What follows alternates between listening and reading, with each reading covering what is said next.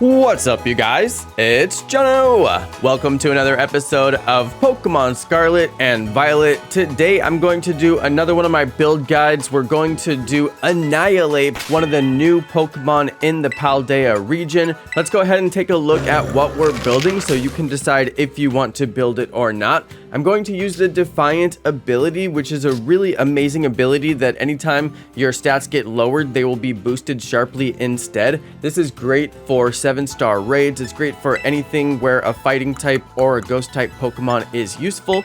We're also going to use its signature move and Screech so we can lower the enemy's defense. Of course, it is a physical attacker, so we're going to do the animate nature. So let's go ahead and dive right on into it. If you do want to build this, I've got all the steps for you here. We're going to max out the level, of course. Nobody needs a tutorial on that, but it must be done. And it's worth mentioning that you will get Screech from level ups, so go ahead and get that Screech. You don't have to learn a lot of the other moves, but you definitely want to grab that Screech. It is useful. And of course, you want to get Annihilape's signature move as well.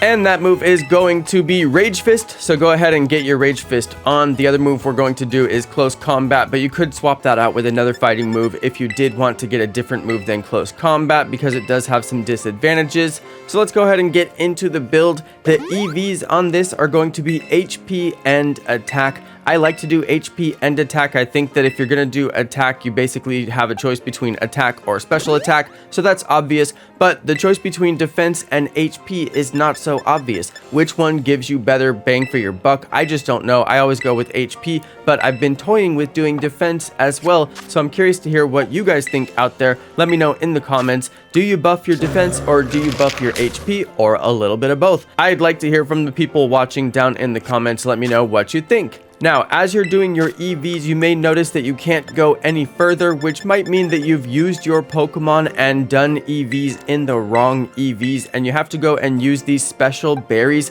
It'll say that the Pokemon will grow more friendly, but will lose base points for its special attack or special defense. So these berries are very important. You get them from raids, which tells you that they're very important, and you want to have these on hand just in case your EVs are messed up. So in this case, my EVs are messed up. I was using this Pokemon in some battles and on my main team, and then I ended up getting EVs in the wrong slot. So I'm going to go ahead and use these berries to remove those erroneous EVs and then add back EVs using the regular EV items. I know it might sound a little bit confusing, but it's really not that confusing. Normally, if you haven't used a Pokemon before and you're building it when you just caught it and haven't done anything with it in your party, then you won't have to worry about this. But if you've had the Pokemon in your party or maybe used it for your playthrough, you will end up in this situation occasionally where you just can't max out your EVs until you remove those ones that are in the wrong slot.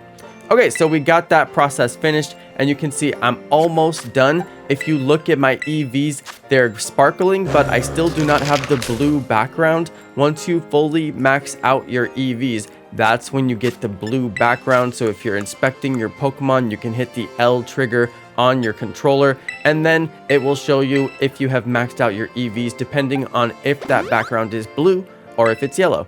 If it's blue, then you maxed out your EVs, you're good to go. If the EV is sparkling, that means that particular EV is maxed out at 252 as well. But if it's still yellow, that means you haven't quite maxed it out, and you might have a couple of EVs left, and it can be a little bit of a struggle to figure out which EV is it. So you just want to have those berries on hand in case you need to use them.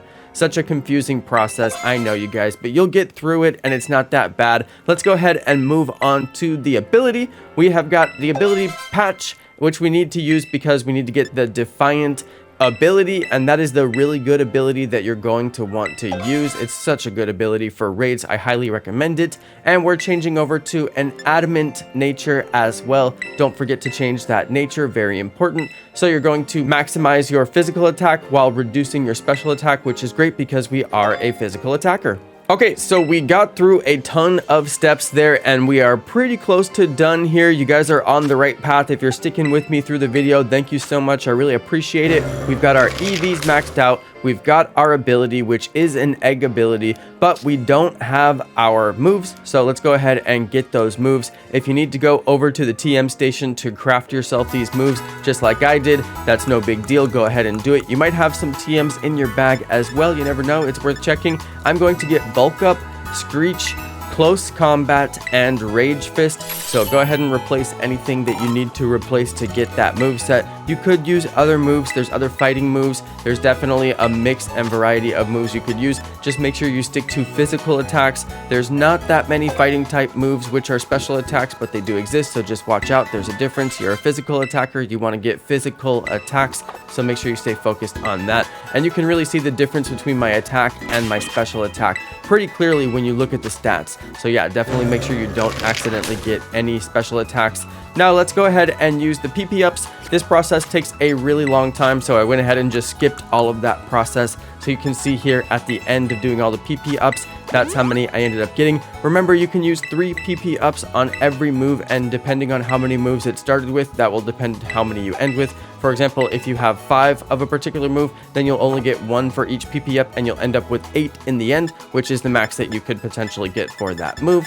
Let's go ahead and move on now quickly to the held item. This is very important. There's so many different held items that you could use in different situations. I'm going to recommend the Shell Bell in the end. I didn't end up getting the Shell Bell on this Pokemon during this video, but that's what I've ended up using since then. But here are a couple of other options on the screen that you could consider. Life Orb is definitely a good one to consider. Punching Glove is also a really good one to consider since we are using punching moves, and you may want to swap out a bunch of punching moves because you can get a lot of punching moves with Annihilape, just like with Primate back in the day. So that's also worth considering, but in the end, I think you're going to want to go with the Life Orb because you get that extra damage, or you might want to go with the Shell Bell because you get some health back, and in certain situations, you do have a lot of weaknesses. Alright you guys, so the next thing we need to do is change our Tera type. Since we're using Rage Fist, we want to have a Ghost Tera type, and I ended up without the Ghost Tera type. I've got the Fighting Tera type by default. It could be one of the 2 types that I have on this Pokemon since I'm a dual type Pokemon. So we're going to have to give up some of my shards, and we're going to turn into a Ghost type. So this isn't too bad of a process. You just have to come here to the special restaurant and talk to the chef, and you'll be able to give them the Tera shards for the type that you want. It doesn't cost that many Tera shards. You should be able to get enough Tera shards if you need them, or you could just catch an Annihilape that is already the correct Tera type. In my case, I have a shiny one, so I just had to take what I could get as far as the Tera type goes, and then we'll just change it with the Tera shards. So I went ahead and changed it to the Ghost Tera type, as you can see. And the last thing that we need to do for this build is we need to go over and max out our IVs. We got max EVs, but now we need to get max IVs. Just remember, you don't have to waste a bottle cap on doing the special attack because you don't need the special attack. You're never going to use it. So I do recommend to save that bottle cap and don't waste it because you just don't need the special attack. There's no point to use it. I know it's a flex to have perfect IVs or whatever, but you just don't need it. So I never waste the bottle cap. So here we go, you guys. This is the build. I do recommend the Shell Bell. Otherwise, this is the build. It's got all of the good moves, and you can use it in raids. It is so effective, so useful. Even in situations where Ghost or Fighting type aren't that useful, it still does a massive amount of damage. So I highly recommend it. Okay, I hope you guys found this video useful and informative. I want to say thanks to everybody who watched until the end. I truly appreciate you. Thanks, everybody, and peace!